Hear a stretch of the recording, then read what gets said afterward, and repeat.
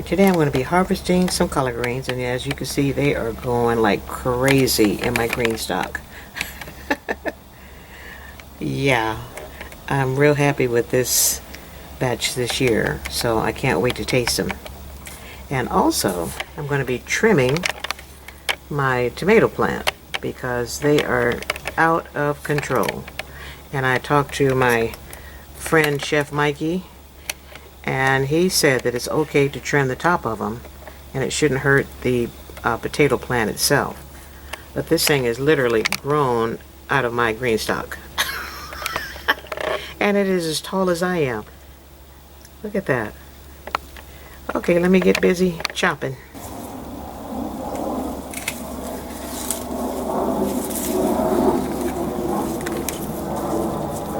Look at the size of that thing.